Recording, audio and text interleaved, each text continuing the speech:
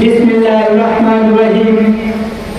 Bangladesh Jamaat Islami সাতবাহর union ইমারতের আজকে তৃণমূল নির্বাচনী সমাবেশে আমাদের মাঝে উপস্থিত থাকবেন বাংলাদেশ জামাত ইসলামীর কেন্দ্রীয় সিস্টেম সেক্রেটারি মহেশখালী কুতুবদিয়ার সাবেক সংসদ সদস্য জননন্দিত জননেতা ডক্টর এম হাবিবুর রহমান আজাদ ভাই এবং আমাদের মাঝে উপস্থিত থাকবেন কক্সবাজার জেলার জামাত ইসলামী শীর্ষস্থানীয় নেতৃবৃন্দ, সাতবাহর ইউনিয়নের জামাত ইসলামী নেতৃবৃন্দ,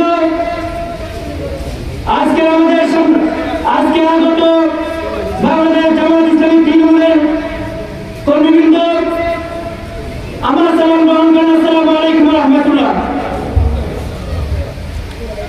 আমরা হুঁশিয়ার করতে চাই, বাংলাদেশে নতুন ভাবে আরেকটা ষড়যন্ত্র করে আগাচ্ছে হাসিনার পেঁচিবাদী সরকারের পর।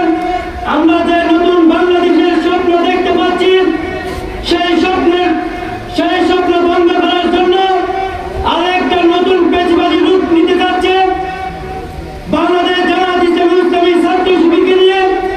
যে ষড়যন্ত্র নিয়ে তারা হেগাচ্ছে বাংলাদেশ ইসলামী ছাত্র শিবির থেকে, আমরা সেই ষড়যন্ত্র আগাতে দিব না ইনশাআল্লাহ।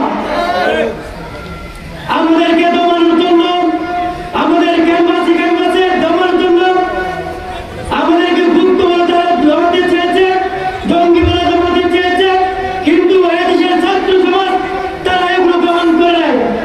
কিন্তু এদেশে যারা ইসলামকে নিয়ে চিনিমিনি খেলতে চেয়েছিল, এদেশে যারা ইসলামকে নিয়ে ষড়যন্ত্র করতে চেয়েছিল, আর তারা আজকে ভারতে পালাতে বাধ্য হয়েছিল। যারা আজকে নতুন ভাবে ষড়যন্ত্র করতে চান, তারা শিক্ষা দেন। এই দেশে ইসলামী ছাত্র শিবির জামাত ইসলাম বেঁচে থাকতে এই দেশে ইসলামিক চিনিমিনি খেলতে দিবেন ইনশাআল্লাহ।